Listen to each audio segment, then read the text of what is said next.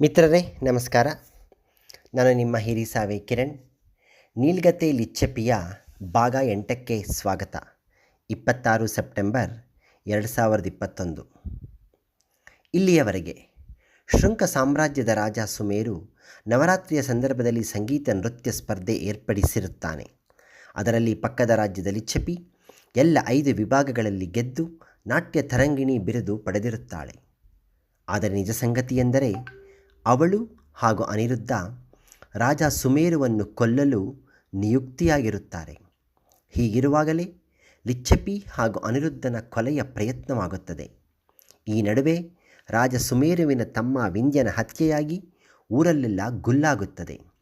ಇದೇ ಕಾರಣವೊಡ್ಡಿ ಅನಿರುದ್ಧನ ಬಂಧನವಾಗಿ ಲಿಚ್ಚಪಿ ದಿಗ್ಭ್ರಮೆಯಾಗುತ್ತಾಳೆ. ಮುಂದೆ ಓದಿ. ನದಿ ತಟದಲ್ಲಿ ಸಂತಸ ಅರಳುವ ಸಮಯ.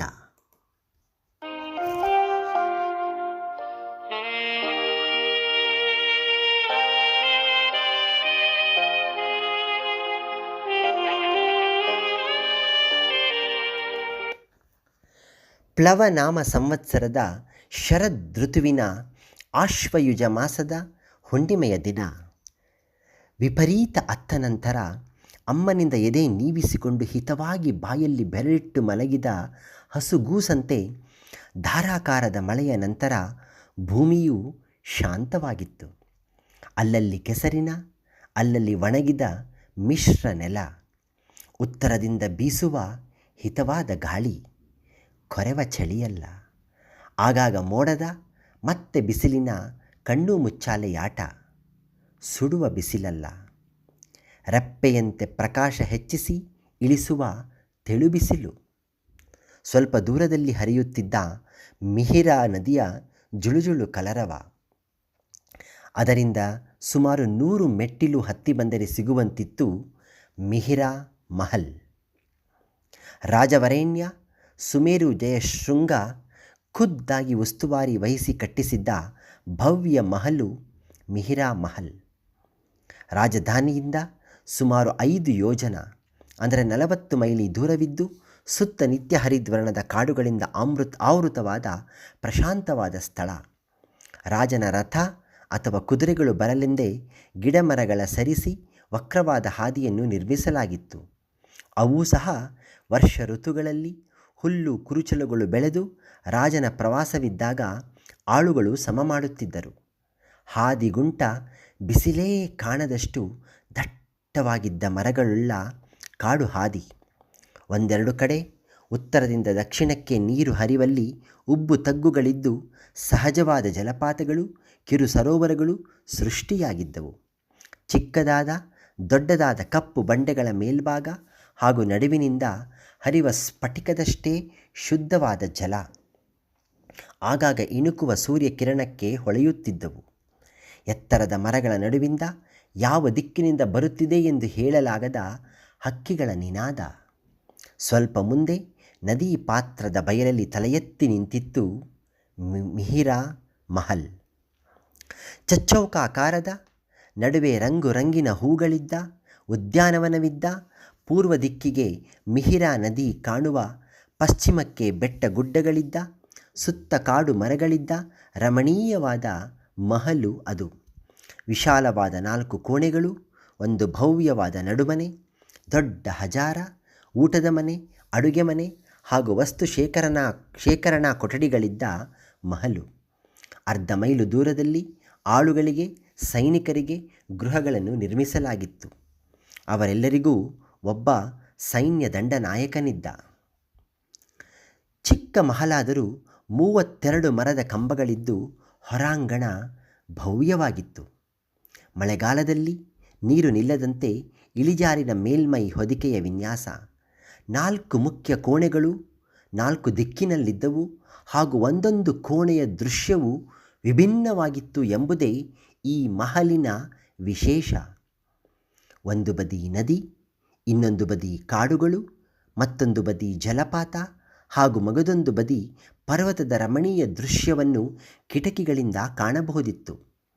ಪ್ರತಿ ಕೋಣೆಯಲ್ಲೂ ಮರದ ಮಂಚ, ಕೋಣೆ ಬೆಚ್ಚಗಿಡುವ ಉಷ್ಣಕ ಹಾಗೂ ಹೊಂದಿಕೊಂಡಂತೆ ಶೌಚಾಲಯಗಳಿದ್ದವು. ಒಮ್ಮೊಮ್ಮೆ ಜಲಪಾತದಲ್ಲೋ ಸರೋವರದಲ್ಲೋ ರಾಜ ಮಿಂದು ಈಜಾಡಿ ಬರುತ್ತಿದ್ದ. ಕೆಲವೊಮ್ಮೆ ಜಲಪಾತದಡಿಯಲ್ಲಿ ಎಲೆ ಮೂಲಿಕೆಗಳಿಂದ ಆಳುಗಳು ಬೆನ್ನಿಗೆ ಮೈಯಿಗೆ ಮಾಲೀಸು ಮಾಡುತ್ತಿದ್ದರು.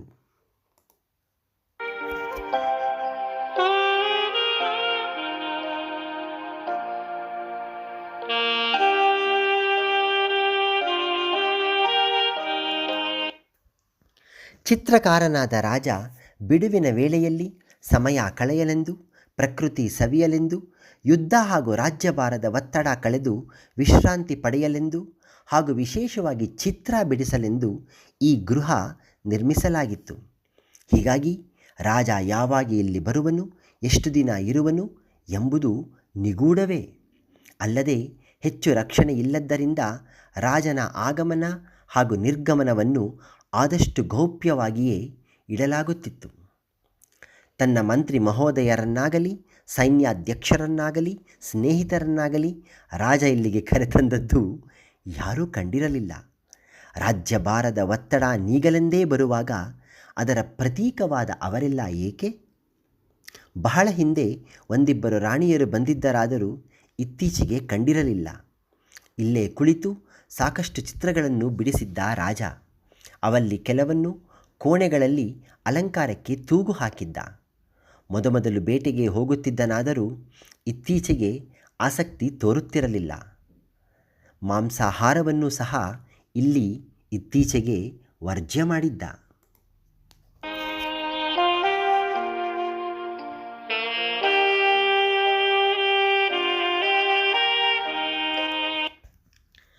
ಬೆಳಗಿನ ಉಪಹಾರದ ನಂತರ ಮಹಲಿನ ನಡುವಿನ ಉದ್ಯಾನವನದ ತೂಗುಯ್ಯಾಲೆಯ ಮೇಲೆ ಆಸೀನನಾಗಿದ್ದ ರಾಜ ಸುಮೇರು ಜಯಶೃಂಖ.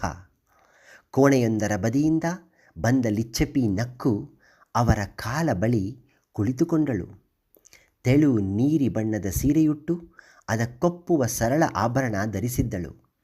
ಕತ್ತಿಗೆ ಅಲ್ಲಿ ಸಿಗುವ ಹೂಗಳಿಂದ ಮಾಡಿದ ಮಾಲೆ ಧರಿಸಿ ಗಂಧರ್ವ ಕನ್ಯೆಯಂತೆ ಗೋಚರಿಸುತ್ತಿದ್ದಳು. ಅವಳ ತೋಳು ಹಿಡಿದು ಮೇಲೆತ್ತಿ ತನ್ನ ಪಕ್ಕದಲ್ಲೇ ಕೂರಿಸಿಕೊಂಡ ರಾಜ. ಲಿಚ್ಚಪಿ ನಾಚಿ ನಕ್ಕು ಸ್ವಲ್ಪ ದೂರ ಸರಿದು, ದಾಸಿ ನಾನು, ಸ್ವಾಮಿ ನೀವು, ಹೀಗೆ ಒಂದೇ ಸಮನಾಗಿ ಕೂರುವುದು ವಿಹಿತವೇ ಎಂದಳು ಮೆಲುದನಿಯಲ್ಲಿ. ನಕ್ಕ ಸುಮೇರು ಅವಳ ಕೈ ಹಿಡಿದು, ಇಲ್ಲಿ ನಾನು ರಾಜನಾಗಿ ಬಂದಿಲ್ಲ ಲಿಚ್ಚಪಿ, ನೀನು ದಾಸಿಯೂ ಅಲ್ಲ, ಇಬ್ಬರೂ ಕಲಾವಿದರೆ. ನಾನು ಚಿತ್ರಕಾರ, ನೀನು ನಾಟ್ಯ ಪ್ರವೀಣೆ. ನನ್ನದು ಕುಂಚದ ಕೈಚಳಕ, ನಿನ್ನದು ರಾಗ ತಾಳಗಳ ಮೈಪುಳಕ. ಹೀಗಿರುವಾಗ ಭೇದವೇಕೆ ಲಿಚ್ಚಪಿ ಎಂದು ಅವಳನ್ನೇ ನೋಡಿದ. ಕಣ್ಣರಳಿಸಿದ ಲಿಚ್ಚಪಿ, ಆದರೂ ಕಂಡವರು ಏನೆಂದುಕೊಂಡಾರು? ನೀವೆಲ್ಲಿ, ನಾನೆಲ್ಲಿ? ಪರ್ವತದಡಿಯ ಹುಲ್ಲು ನಾನು ಎಂದಳು ವಿನಮ್ರಳಾಗಿ. ಮತ್ತೆ ರಾಜ ಹಿತವಾಗಿ ಅವಳ ಕೈ ಸವರಿ, ತಪ್ಪು, ದೇವರ ಪಾದಕ್ಕೆ ಅರ್ಪಿತವಾಗೋ ಮಲ್ಲಿಗೆ ಶ್ರೇಷ್ಠವೋ, ಜಾಜಿ ಸಂಪಿಗೆ ಗುಲಾಬಿ ದಾಸವಾಳಗಳು ಶ್ರೇಷ್ಠವೋ? ನೋಡು, ಅಲ್ಲಿರುವ ನದಿ ನೀರು ಶುದ್ಧವೋ, ಆ ಜಲಪಾತದ ಜಲ ಶುದ್ಧವೋ, ಆ ಮರದ ಎಲೆಗಳು ಶುದ್ಧವೋ, ಆ ಬೆಟ್ಟದ ಬಂಡೆಗಳು ಶುದ್ಧವೋ? ಲಿಚ್ಚಪಿ, ಪ್ರತಿಯೊಂದಕ್ಕೂ ತನ್ನದೆನ್ನುವ ವಿಶೇಷತೆ ಇದೆ. ವೈವಿಧ್ಯದಲ್ಲೂ ಭಿನ್ನಾಣವಿದೆ, ಅದಮ್ಯ ಆಹ್ಲಾದವಿದೆ. ಈ ಪ್ರಕೃತಿಯ ಮಧ್ಯೆ ಪ್ರಕೃತಿಯಾಗಿ ಒಂದೆರಡು ದಿನ ಇದ್ದು ಬಿಡೋಣ ಲಿಚ್ಚಪಿ ಎಂದು ಎದ್ದು ಅಲ್ಲೇ ಇದ್ದ ಒಂದು ಗುಲಾಬಿ ಕಿತ್ತು ಅವಳ ಮುಡಿಗೆ ಮುಡಿಸುತ್ತಾ, ಈ ರೀತಿ ಹೂವುಗಳಾಗಿ ಸುವಾಸನೆ ಬೀರೋಣ, ನದಿಯ ಜಲದಂತೆ ಹರಿಯೋಣ, ಜಲಪಾತದ ಕಾರಂಜಿಯಂತೆ ಕುಣಿಯೋಣ, ಹಕ್ಕಿಗಳ ದನಿಗೆ ಕಿವಿಯಾಗೋಣ, ಮರಗಳ ಸಂದಿನ ರವಿಕಿರಣಗಳಾಗೋಣ. ಏನಂತೀ ಲಿಚ್ಚಪಿ?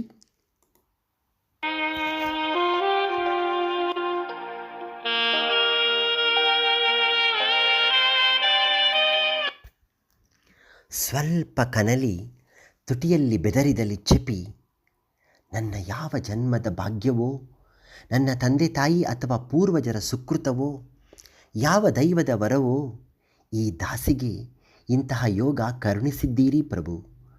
ಭೂಲೋಕದ ಸ್ವರ್ಗವನ್ನು ಕಾಣಿಸಿದ್ದೀರಿ.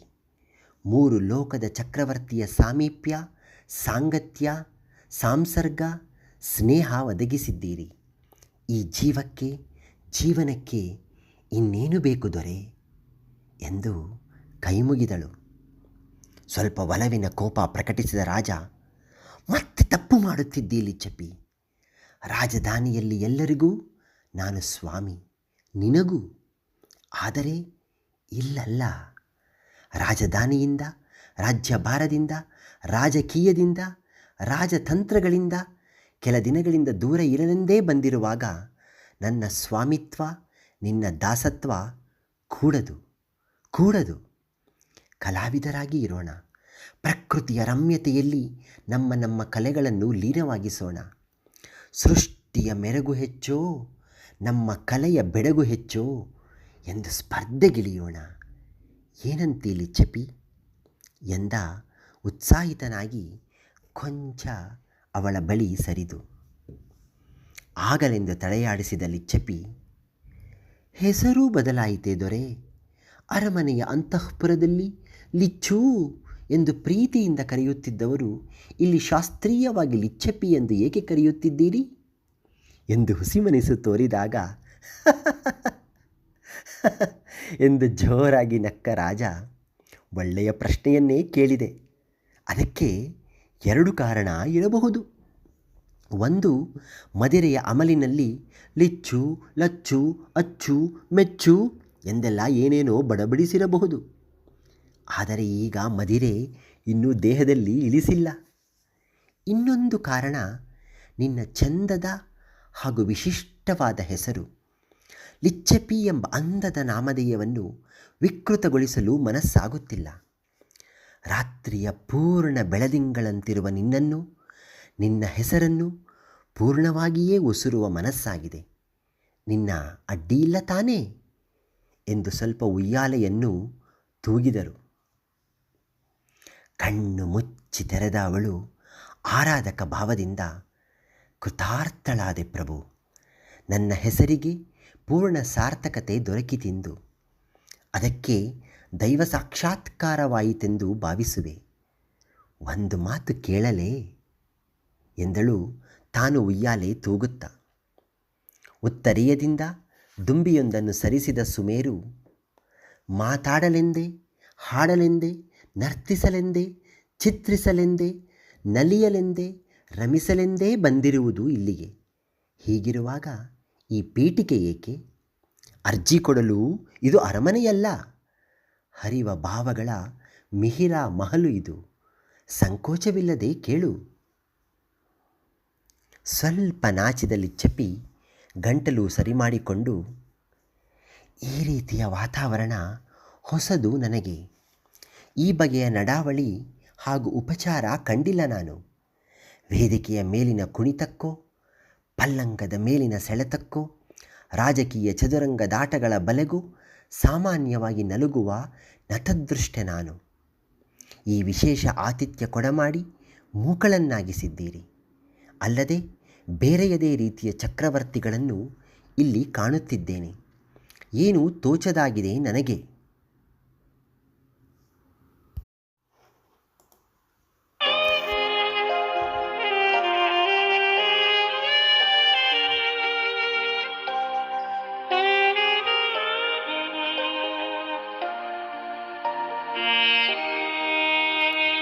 ಮಿತ್ರರೇ, ಲಿಚ್ಚಪಿ ಭಾಗ 8 ಉಪಭಾಗ 2. ಈ ವಿಶೇಷ ಆತಿಥ್ಯ ಕೊಡಮಾಡಿ ಮೂಕಳನ್ನಾಗಿಸಿದ್ದೀರಿ.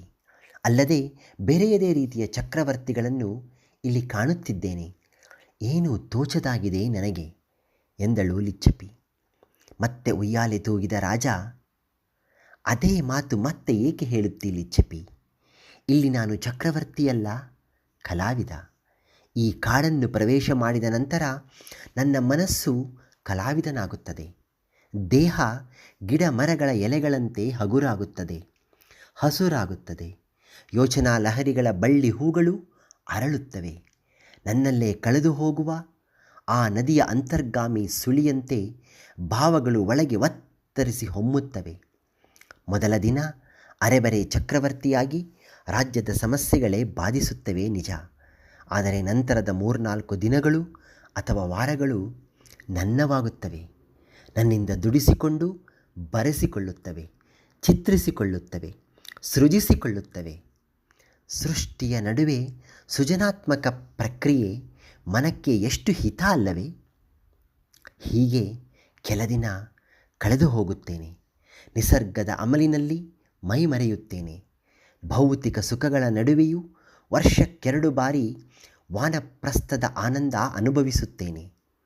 ಒಮ್ಮೆ ಹೀಗೆಯೇ ಆಗಿ ವಾರವಿದ್ದು ಕಡೆಗೆ ಸೈನ್ಯಾಧಿಕಾರಿಯೇ ಬಂದು ತುರ್ತಾಗಿ ಕರೆದೊಯ್ದರು. ಇಂತಹ ರಮ್ಯ ವಾತಾವರಣದಿಂದ ಭೀಕರವಾದ ಯುದ್ಧಕ್ಕೆ ಹೊರಟಿದ್ದೆವು ಶತ್ರುಗಳ ಸಂಚಿನಿಂದ. ಒಮ್ಮೊಮ್ಮೆ ಅರಮನೆಯೇ ಸೆರೆಮನೆಯೆಂದೆನಿಸುತ್ತದೆ.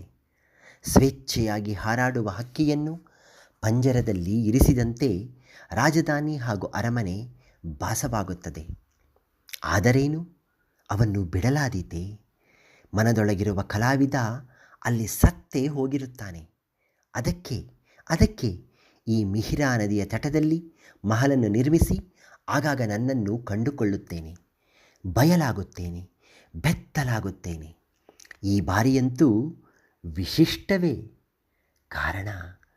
ಕಾರಣ ನಿನ್ನ ಸಾಂಗತ್ಯ ಎಂದು ಸ್ವಲ್ಪ ಬಳಿ ಸರಿದು ಅವಳ ಬೆರಳ ಸಂದಿಯಲ್ಲಿ ಅವನ ಬೆರಳು ಸೇರಿಸಿದನು.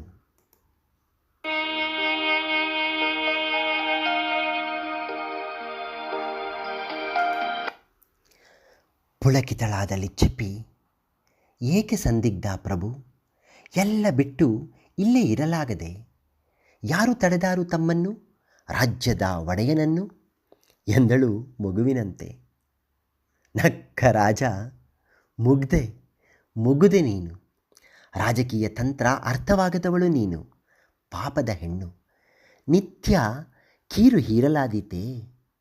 ಪ್ರತಿದಿನ ಹೋಳಿಗೆ ಸೇವಿಸಿದರೆ ಸವಿ ಎನಿಸುವುದೇ? ವರ್ಷ ಪೂರ್ತಿ ಮಳೆಯಾದರೆ ವಸಂತದ ಬಿಸಿಲು, ಹೇಮಂತದ ನಡುಕ, ಶಿಶಿರದ ಶೈತ್ಯದ ಅನುಭವವಾದೀತೆ? ದಿನಪೂರ್ತಿ ಹಗಲಾದರೆ ಬೆಳದಿಂಗಳ ಸೊಬಗು, ಚುಕ್ಕಿಗಳ ಬಿನ್ನಾಣ, ನಿಶೆಯ ನೀರವತೆ ಸವಿಯಲಾದೀತೆ? ಪ್ರತಿದಿನ ಪ್ರತಿಹೊತ್ತು ಒಂದೇ ಭಕ್ಷ್ಯ ಉಣ್ಣಲಾದೀತೆ? ಜೀವನವು ಹಾಗೆ ಅಲ್ಲವೇ ಲಿಚ್ಚಪ್ಪಿ? ಕರ್ತವ್ಯ ಬೇರೆ, ಕಲಾವಂತಿಕೆ ಬೇರೆ. ಎರಡೂ ಒಂದೇ ಆದರೆ ಹಿತವೇ. ಆ ಅದೃಷ್ಟ ಕೆಲವರಿಗೆ ಮಾತ್ರ. ಆದರೂ ವಯಸ್ಸಾದಂತೆ ಮನಸ್ಸು ಕರ್ತವ್ಯಕ್ಕಿಂತ ಹೆಚ್ಚಾಗಿ ಕಲಾವಂತಿಕೆಯ ಕಡೆಗೆ ಬಾಗುತ್ತದೆ. ವೃತ್ತಿಗಿಂತ ಪ್ರವೃತ್ತಿಗೆಡೆ ಸೆಳೆಯುತ್ತದೆ. ರಾಜ್ಯ ವಿಸ್ತರಣೆ, ರಾಜ್ಯಭಾರ, ರಾಜಕಾರಣ ಸಾಕಾಗಿದೆ ಲಿಚ್ಚಪ್ಪಿ ನಿಜಕ್ಕೂ ಎಂದು ಅಲ್ಲಿದ್ದ ಒಣ ದ್ರಾಕ್ಷಿಯನ್ನು ಬಾಯಿಗೆಸೆದುಕೊಂಡು ಅವಳ ಬಾಯಿಗೂ ಇಟ್ಟ. ಅದನ್ನು ಸವಿಯುತ್ತಾ ಲಿಚ್ಚಪ್ಪಿ, ಎಷ್ಟು ವಯಸ್ಸಿಗೆ ತಾವು ರಾಜರಾದಿರಿ ಪ್ರಭು ಎಂದಳು ಕುತೂಹಲದಿಂದ. ಉತ್ಸಾಹಿತನಾದ ರಾಜ, ಬಹುಬೇಗನೆಯೇ. ಆಗಿನ್ನೂ 19ಕ್ಕೆ ಮದುವೆಯಾಗಿತ್ತು. ಅದಾಗಿ 1 ವರ್ಷಕ್ಕೆ ತಂದೆಯವರಿಗೆ ಅನಾರೋಗ್ಯವಾಗಿ 6 ತಿಂಗಳು ನರಳಿ ಹೋಗಿಬಿಟ್ಟರು. ನರಳುತ್ತಿರುವಾಗಲೇ ನನ್ನನ್ನು ಯುವರಾಜನನ್ನಾಗಿ ಮಾಡಿದರು. ವಿಂಧ್ಯನ ಅಮ್ಮ, ಅಂದರೆ ನಮ್ಮ ದೊಡ್ಡಮ್ಮ ರಾಜಮಾತೆ, ತೀವ್ರವಾಗಿ ವಿರೋಧಿಸಿದರು. ಆದರೆ ಅಪ್ಪ ಮಲಗಿದ್ದಲ್ಲೇ ಮಂತ್ರಿ ಪರಿಷತ್ ಸಭೆ ನಡೆಸಿ ನನ್ನನ್ನು ಯುವರಾಜನೆಂದು ಘೋಷಿಸಿಯೇ ಬಿಟ್ಟರು. ಅದಾಗಿ 6 ತಿಂಗಳಲ್ಲಿ ಅವರು ತೀರಿದಾಗ ನನಗೆ 21. ಹೀಗೆ ಚಿಗುರು ಮೀಸೆ ಬಲಿಯುವ ಮುನ್ನವೇ ಸಿಂಹಾಸನ ಏರಿದೆ. ನನಗೆ ಸಹಕಾರ ಕೊಟ್ಟವರು ಮಂತ್ರಿ ರಮಣದೀಪ ದತ್ತರು. ಅವರ ಬುದ್ಧಿಮತ್ತೆ, ರಾಜನೀತಿಯ ಪಾಠಗಳು, ಕಾನೂನು ಕಟ್ಟಳೆಯ ಚತುರೋಕ್ತಿಗಳು ನನ್ನನ್ನು ಕಾಪಾಡಿದವು. ನಿಜ ಹೇಳ, ಇದಾಗಿ 6 ತಿಂಗಳಿಗೆ ನನ್ನ ದೊಡ್ಡಮ್ಮನೇ ಸಂಚು ಮಾಡಿ ವೈರಿಗೆ ಹೇಳಿಸಿ ನನ್ನ ರಾಜ್ಯದ ಮೇಲೆ ದಾಳಿ ಮಾಡಿಸಿದಳು ಎಂದು ಹಳೆಯದನ್ನು ನೆನೆಸಿ ನಿಟ್ಟುಸಿರುಬಿಟ್ಟರು ರಾಜರು. ಶಾಂತಂ ಪಾಪಂ ಎಂದು ಕೈ ಬೆರಳಿಂದ ಕೆನ್ನೆ ಬಡಿದುಕೊಂಡ ಲಿಚ್ಚಪ್ಪಿ, ಅಮ್ಮನೇ ಹೀಗೆ ಮಾಡಬಹುದೇ ಎಂದಳು ಚಕಿತಳಾಗಿ. ರಾಜಕೀಯದಲ್ಲಿ ಸಂಬಂಧಗಳಿಲ್ಲ ಲಿಚ್ಚಪ್ಪಿ. ಮಹಾಭಾರತ ಧೃತರಾಷ್ಟ್ರನ ಪುತ್ರ ಪ್ರೇಮ ಎಲ್ಲ ಕಾಲಕ್ಕೂ ಇದ್ದದ್ದೇ. ತನ್ನ ಮಗ ರಾಜನಾಗಬೇಕೆಂದು ಪಕ್ಕದ ರಾಜ್ಯದ ವೈರಿಯೊಂದಿಗೆ ಸಂಧಾನ ನಡೆಸಿ ನನ್ನ ಮೇಲೆಯೇ ಯುದ್ಧ ಮಾಡಿಸಿದಳು ನನ್ನ ದೊಡ್ಡಮ್ಮ. ಆಗ ನನ್ನನ್ನು ಕಾಪಾಡಿದವರೇ ಅಮಾತ್ಯರು ಹಾಗೂ ಸೇನಾಧಿಕಾರಿಗಳು. ನೆಟ್ಟುಸಿರು ಬಿಟ್ಟಳು ಲಿಚ್ಚಪಿ. ಮುಂದುವರೆಸಿದ ರಾಜ, ಮೊದಲಿನಿಂದ ಅಮಾತ್ಯ ರಮಣದೀಪ ಶರ್ಮರಿಗೆ ಈ ಅನುಮಾನವಿತ್ತು. ಆಗ ಈಗಿನ ಸೇನಾಧ್ಯಕ್ಷ ನರಸಿಂಹ ಅವರ ತಂದೆ ಉಗ್ರ ನರಸಿಂಹ ಸೇನಾಧಿಕಾರಿಯಾಗಿದ್ದರು. ಇಬ್ಬರದು ರಾಜ್ಯಕ್ಕೆ ನಮ್ಮ ತಂದೆಯವರ ಬಗ್ಗೆ ಕರ್ಣನಂತಹ ಅಸ್ಖಲಿತ ನಿಷ್ಠೆ. ಈ ಯುದ್ಧವನ್ನು ಹೇಗೆ ನನ್ನ ಪರವಾಗಿ ಅವರ ವಿರುದ್ಧವಾಗಿ ಬದಲಾಯಿಸಿಬಿಟ್ಟರು ಗೊತ್ತೇ? ಕಾಲ ಮಡಚಿ ಕೂತ ಲಿಚ್ಚಪಿ, ಬಹಳ ಕುತೂಹಲಕಾರಿಯಾಗಿದೆ, ಹೇಳಿ, ಬೇಗ ಹೇಳಿ ಎಂದಳು. ನಿನ್ನ ತೊಡೆಯ ಮೇಲೆ ಮಲಗಿ ಹೇಳಬಹುದೇ ಎಂದ ಅವಳ ಕಣ್ಣನ್ನು ನೋಡಿ ನಕ್ಕು. ತಾನೂ ನಕ್ಕು ಅಲ್ಲೇ ಇದ್ದ ಹೂ ಕೈಲಿ ಹಿಡಿದು, ಸೂರ್ಯ ಬೆಳಗಳು ಚಂದಿರನ ಒಪ್ಪಿಗೆ ಬೇಕೇ ಪ್ರಭುಗಳೇ ಎಂದಳು.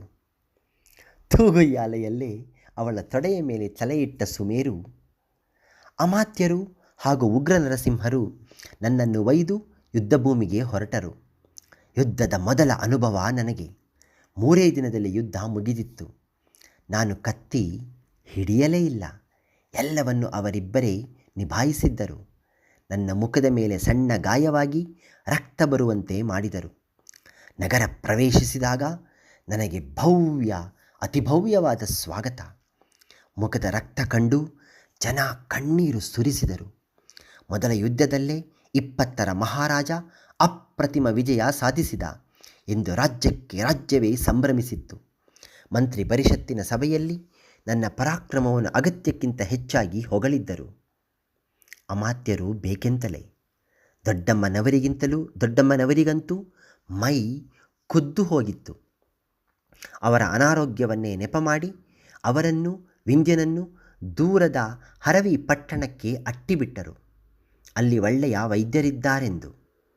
ನಂತರ 4-5 ವರ್ಷ ಮಗುವನ್ನು ಕೈಲಿ ಹಿಡಿದು ಜತನದಿಂದ ಮೆಟ್ಟಲು ಹತ್ತಿಸಿದಂತೆ ಇಬ್ಬರೂ ನನಗೆ ರಾಜ್ಯಭಾರ ಹೇಳಿಕೊಟ್ಟರು. ಆ ಘಟನೆ ಆಗುವವರೆಗೆ ಎಂದು ಲಿಚ್ಚಪಿಯ ಕಾಲ ಬೆರಳ ಸಂಧಿ ಹಿತವಾಗಿ ಸವರತೊಡಗಿದ ರಾಜ.